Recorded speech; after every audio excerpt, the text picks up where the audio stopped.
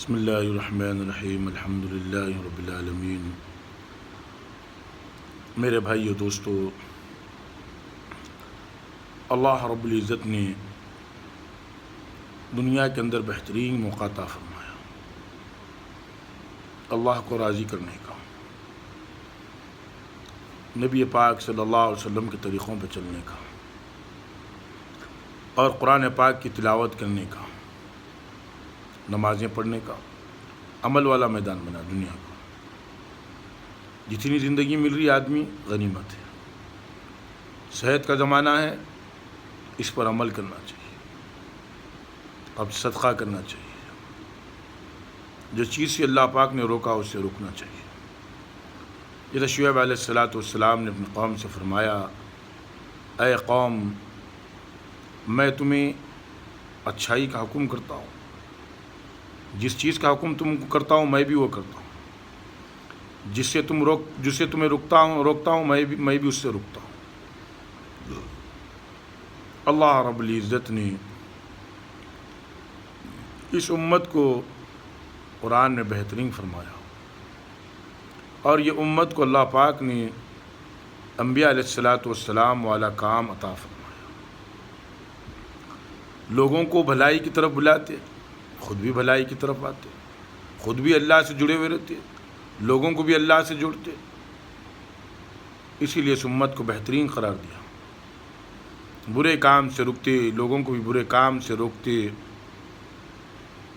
اسی لیے میرے بھائیو، زندگی کے اندر اللہ نے بہترین موقع عطا فرمایا، اس موقع کو غنیمت سمجھنا، غنیمت سمجھ کر اللہ کی عبادت کرنا، اللہ کی طرف متوجہ ہونا، نمازوں کے ذریعے اللہ کی طرف متوجہ ہونا، قرآن پڑھنے کے ذریعے اللہ کی طرف متوجہ ہونا۔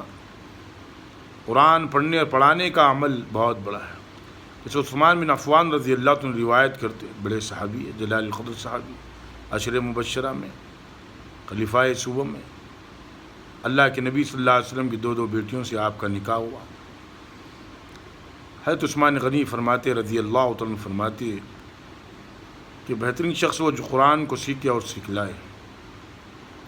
اسی لیے میرے بھائیو، قرآن کو بھی پڑھاؤ، قرآن کو سمجھ کر پڑھو، قرآن کو اللہ اس قرآن میں کیا فرما رہے ہیں، کیا حکم دے رہے ہیں، کیا کرنے کا حکم دے رہے ہیں، کس چیز سے رکنے کا حکم دے رہے ہیں، کس طریقے سے زندگی گزارنے کا حکم دے رہے ہیں۔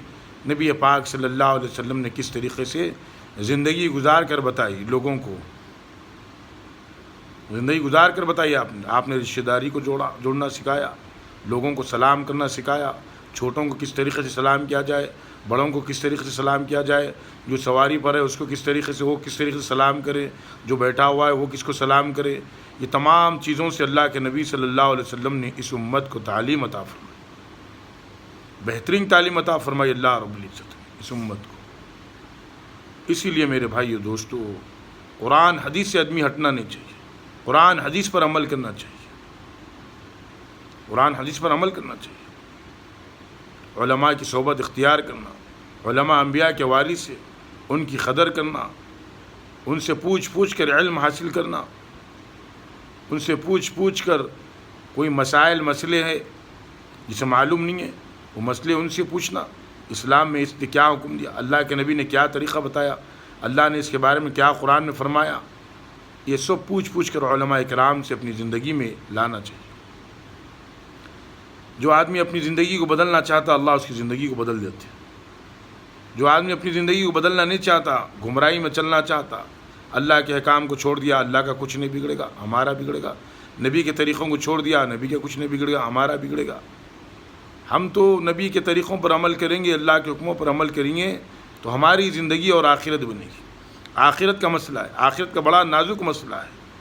اصل تو دنیا سے ایمان کے ساتھ میں جانا ہے۔ جو آدمی ایمان کے ساتھ میں چلے گیا، رائے کے برابر بھی ایمان بچ گیا آدمی کا، تو کامیاب ہو گیا دنیا سے۔